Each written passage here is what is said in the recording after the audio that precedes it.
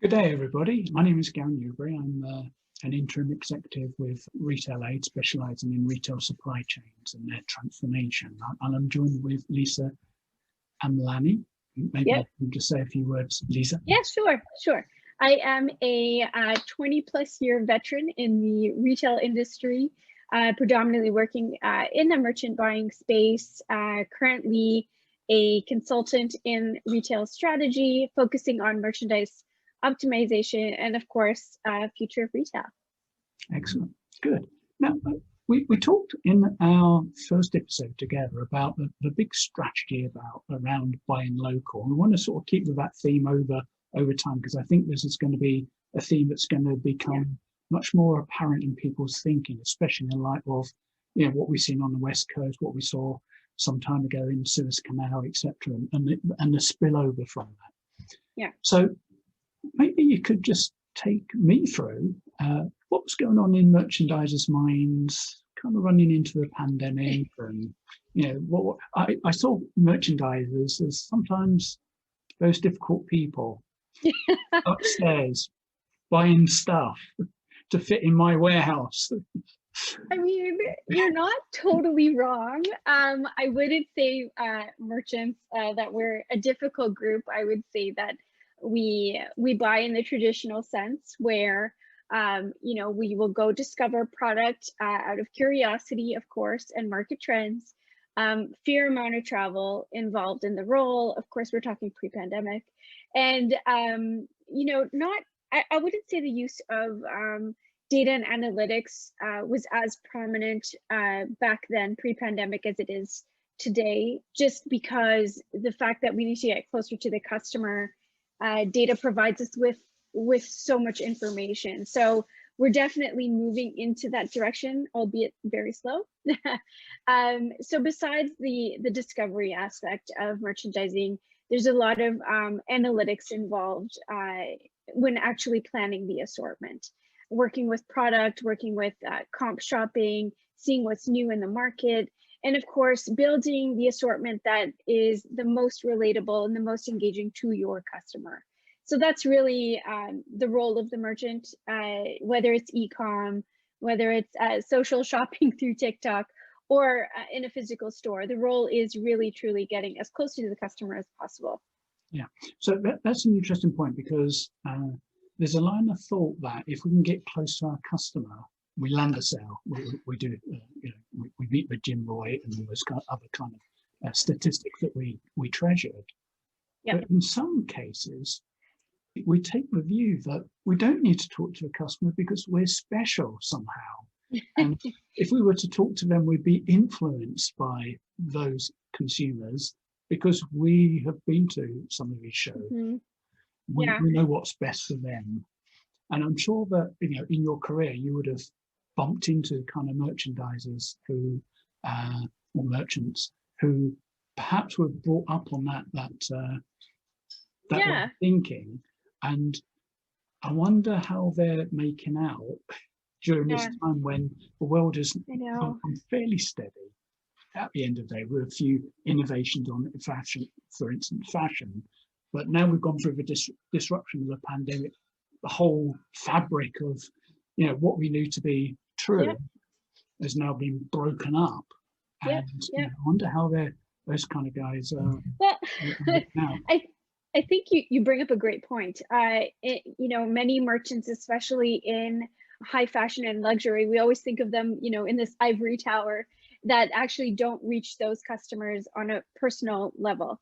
But many of the merchants that I know that are truly successful, they will shop the shop floor. They will go through the process of purchasing something online to see the experience.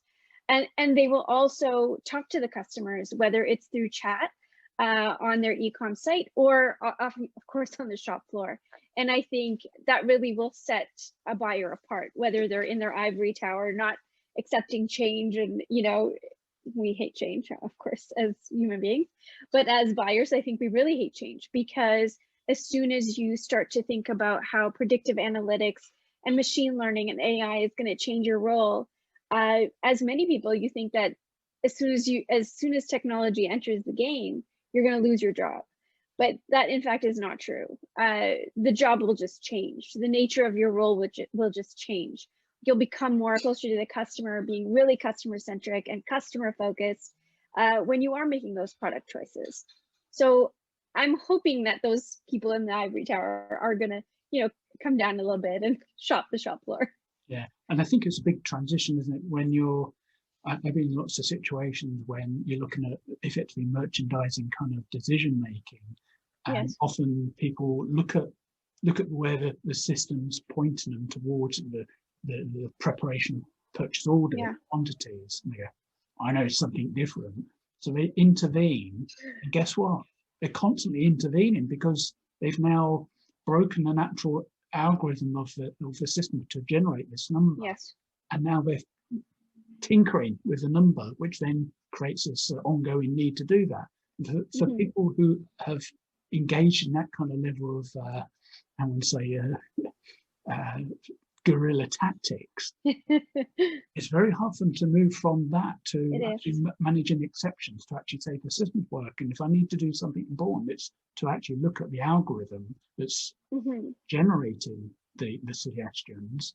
Yeah. But apart from that, if I see something weird, I see a pattern of weirdness in some way, then I kind of go back to the algorithm rather than fiddle about, which then it's its way of thinking. Yeah, exactly. And I think what you'll find is a lot of traditional retailers that are set in their ways, they have these legacy systems. We'd love to talk about, how many legacy systems a retailer has. I think at Ralph Lauren, I think we had 11 at one point. And none of them talk to each other. So not only can you don't see visibility across inventory, across channels, but you actually cannot see sales that are true. I don't know how else to put it, but I'll give you an example. When I was a merchant with Ralph Lauren and EMEA, a lot of the customers that I had were like House of Fraser, John Lewis, stores across Scandinavia and the Baltics and in France. So I'm getting selling information and return information across all these retailers in all different ways. Where some customers would give me sales through EDI, others would literally write it on a piece of paper and fax it to me. And no joke, this was 3 years ago. So things haven't changed that much. Adding technology, even something as basic as a way to have visibility across channels of your sales. And of course, talking to a supply chain expert, visibility is so key because we want to see where are the goods.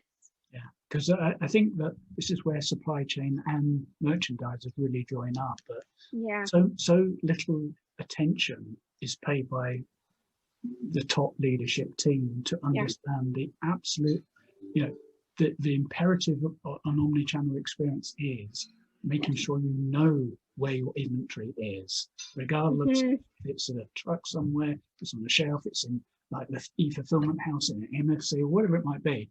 But having absolute confidence that inventory balances is correct, because that then informs the merchandisers what has been a rate of sale, what should we be doing next, and it makes me somewhat cringe and laugh at the same time, because it's hard to keep a straight face when people go, "Yeah, we can do this with you with AI," and I said, "What in a retail context? Yeah, AI will sort all your problems out." I said, "Well, I tell you what, you could sort out this problem. It's been a perennial one. It's called stock accuracy." And just break it down even further. Shelf stock accuracy, if you get that nailed down, and I can tell you exactly how to nail that down, but I don't see much uptake in retail. It's typically RFID kind of investment. And the first argument is typically it's very expensive. No, it isn't. Because if you look at the shrink, and look at all the other things that add on to shrink, you can quite easily work yourself up to 5, 6, 7, 8, 10% of sales are missed because of inventory not being correct in the right place, being accurate. Exactly. And that needs the whole beast of supply chain, of merchandising, of general strategy setting. Where's our inventory? What promotion should we be running to kind of wash out the stuff that we don't really want to keep, or we've got a whole bundle coming in, we want to promote it, whatever it is. But until we get that accuracy at individual location level, it's challenging. I think you bring such a great point around RFID and of course blockchain. But you know, I think it was about 6 years ago when we were working with the John Lewis stores. They implemented RFID, which we were like, you're investing in RFID, but not in your EDI. But that's a whole other conversation. But that investment in RFID, it changed the way the sales teams had to manage inventory on the sales floor. That's just one perspective. Of course, running inventory through the DC was an incredible, not only challenge, but what an improvement. So on the shop floor, instead of having monthly inventory counts, they're able to see their inventory every day at the end of the day because they have RFID attached to all the product. So I think that there's, you know, as you say, loss prevention, I think that's such a big deal. Yeah, in fact, you say at the end of the day, but it's actually in real time. Even better. All the steps are set up, and just, you know, at any time you can look at a screen, it should be being updated in real time, because it's basically running a pass across an area and saying, I don't care where you've put it. You know, it'd be nice if it's on the right shelf, but you know, customers come in, they move things around, they have a different order. I'm not going to run away back up that aisle and put it back there. I'm going to put it there. And you're lucky if you get your Tim Hortons empty beaker there as well. But they, it doesn't matter, as long as it's in the catchment area, they know where it is.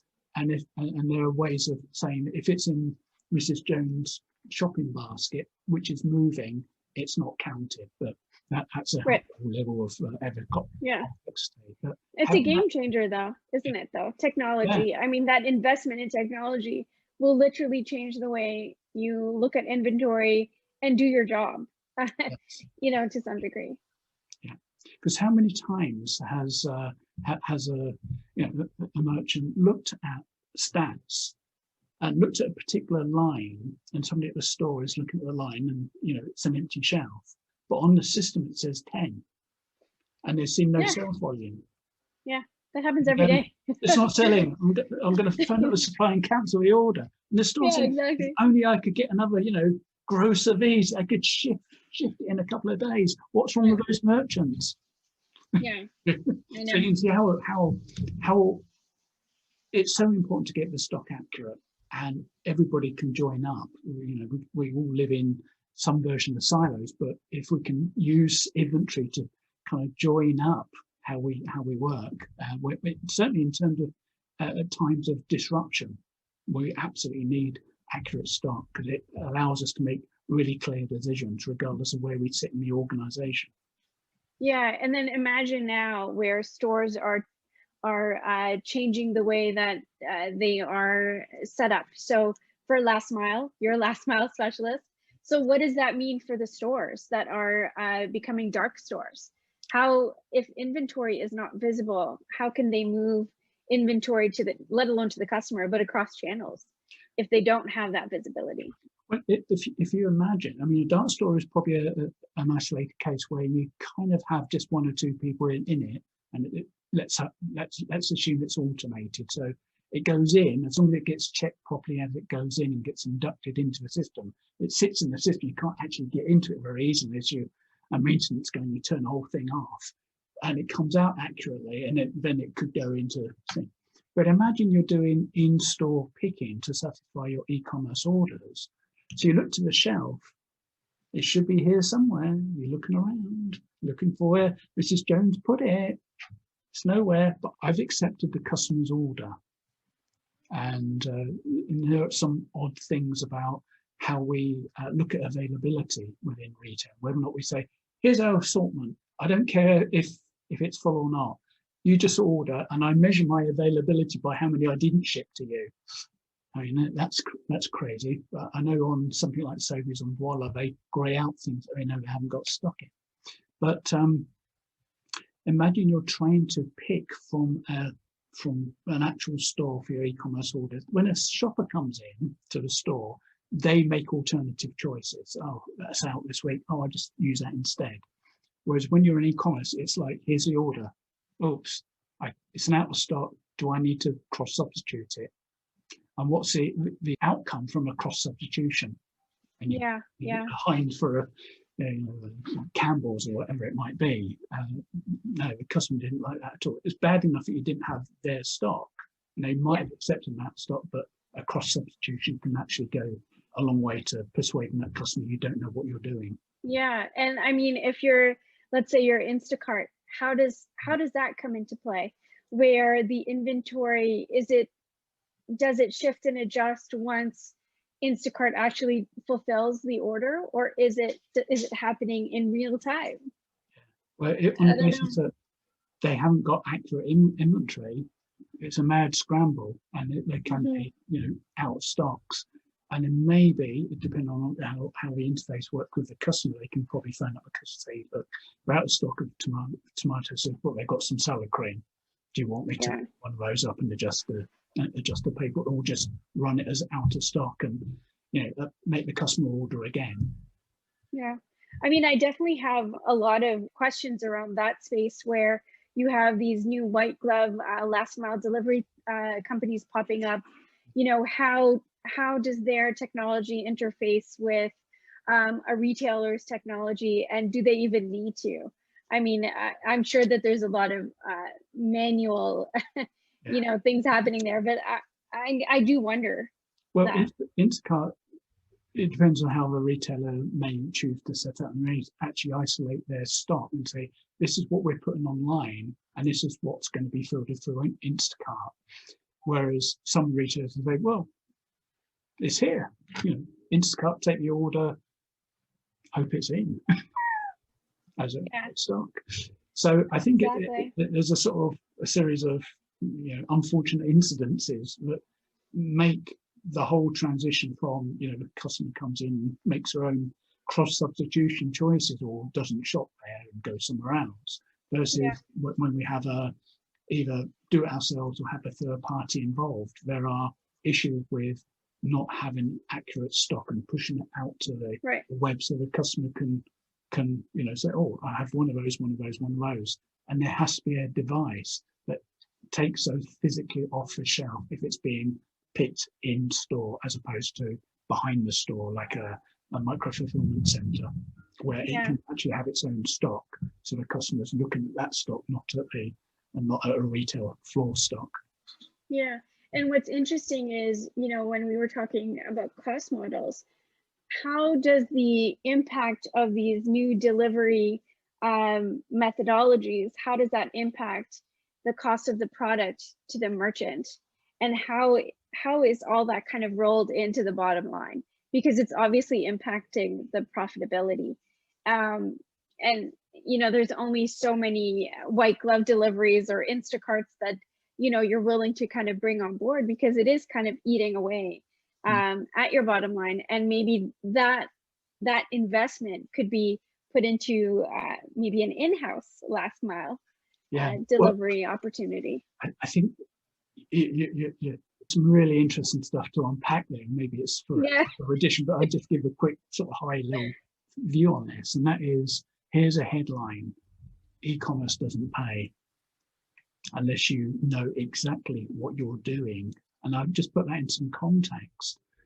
Somebody described it as a case chucking supply chain. It's the case driven supply chain, which most retailers had for decades. So big CPG manufacturer will make up pallet loads. The merchandiser, the buyer, will organize it in truckloads, compresses the cost, brings it into a big DC, gets put on the shelf, gets pulled down to be picked, gets picked into maybe cases, layers, or the pallet gets picked, put on another big truck, goes to the store. That is a case-driven supply chain. But when we go into singles, imagine every item in that case gets opened and individually gets picked and delivered to somewhere. It could be to the shop front and click and collect, or it could be taken to a point of convenience, which would typically be a porch or across the threshold in a home. That is a complete and utter different kind of scenario of cost. For the case chucking supply chain, I love that term. I haven't bumped into it for great. A week or two ago. It's case chucking. It conjures up a picture of these guys in the warehouse just chucking cases around. Mayhem prevails.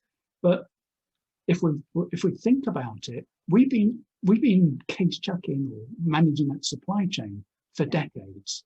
And I can walk into most warehouses and say, you need to do this, you need to do that, that needs to change around. How often do you do this? How often do you do that? Right, okay, you've got some problems there.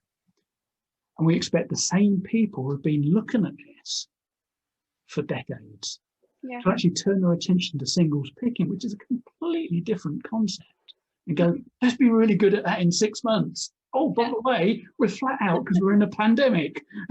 Let's have some fun here. Yeah. And at some point, it's very predictable. The CFO come running down the corridor to a chief executive or the supply chain guy who heads up and said, you're overspending. You do bring up a good point that e-commerce costs a lot of money, especially if you're a physical bricks and mortar store and you've implemented e-com after you implemented your physical store and the way that your DC is set up. Yeah. So, you know, when I was with Ralph Lauren and Quantico, actually, we set up e-com after physical was already set up. Yeah. And because we used a third party, like an NLS, a 3PL, we were able to use their learnings to set it up. But of course, they did a lot of the legwork with our in-house supply chain teams. But to be honest, none of the systems talk to each other. So it was actually, you know, quite the show. I won't use that other word, but it was chaos, complete chaos. And the fact that e-commerce to set up costs a lot more. And if you're not a digitally native brand like a Warby Parker or a Glossier or whatever the case is, it's going to be challenging. Look at Primark. They were fine with losing money, a lot of money, millions and millions of pounds. But they were like, no, we're not going to set up an e-commerce, actually. And we prefer for you to wait 3 months until we open up, and then you can line up outside the store for hours. It's an incredibly bold move when most of their compatriots, I wouldn't say necessarily because of their compatriots, all right, we need to do this. Let's how you've described it as a bolt-on, not an integration. They're two different things. If you integrate your stores and e-commerce as an integrated whole, as a go-to-market proposition, that's a different case than, oh, we've got to do e-commerce, let's bolt it on. All right, guys, right, singles, let's do it. It doesn't go anywhere. And I heard this morning a conversation that you know, one of our biggest retailers is having challenges with their bolt-on e-commerce, digital, call it what you like, but it's not integrated. And it's pretty clear that every time a retailer fails to stand back and go, okay, we know we've kind of got to do this. How do we do it? How do we blend these things? We talk about a customer journey going across channels, because we're still in a channel world in retail. How do we actually unchannel all that and just make it retail? Yeah. Regardless of how the consumer kind of meanders between channels and uses the shopping, the basket as effectively a shopping list. And then when they go and do their shopping, they cancel it. And, you know, there was a time, you know, 5, 6, 7 years ago when people were, why are they missing this? They're just abandoning all their shopping carts. It's because they're using it as a list. Oh dear. I feel like you need a whiteboard beside you on this side, and that would be perfect. I feel like I need to visually see this. But anyway, we'll do that another time. Yeah. So we kind of went round the eras, but I thought that your description of merchants and what they have been up to, and what might be in front of them, I mean, the next, perhaps our next conversation ought to be about, you know, where does that all go?